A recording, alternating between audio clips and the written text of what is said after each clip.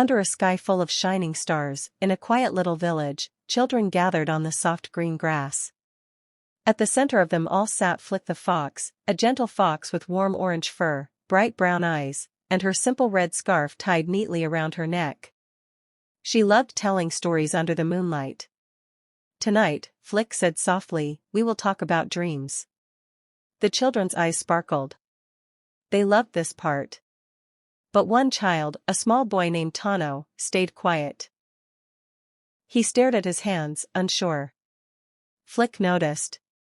"What is your dream, little one?" she asked kindly. Tano hesitated. "It's too small," he whispered.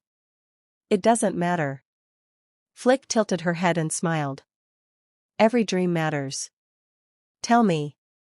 Slowly, Tano opened his hands. And there it was, a tiny glowing light, no bigger than a firefly. "I want to build something that helps people," he said softly.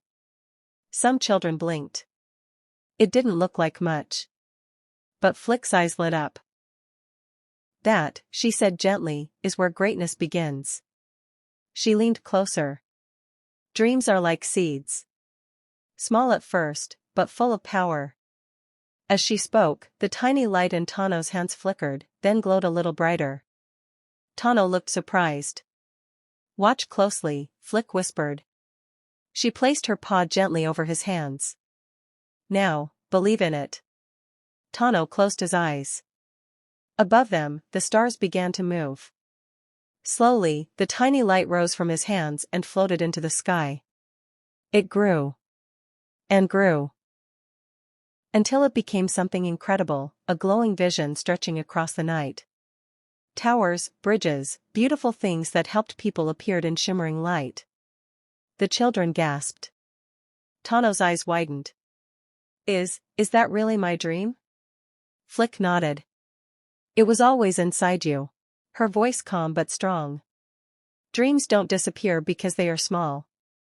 They fade when you stop believing." She stepped beside Tano. "Look at it again," she said. Tano hesitated, then lifted his eyes. "Say it," Flick encouraged. Tano took a deep breath. "I believe in my dream." Each child now held their own glowing dream, different shapes, different sizes, but all shining. Tano held his close, no longer afraid. Flick stood among them, her red scarf dancing gently in the morning breeze. "Remember this night," she said softly. "No dream is too small. What matters is that you believe." The children nodded. And as the sun rose, they walked forward, each carrying something powerful. Not just dreams, but belief.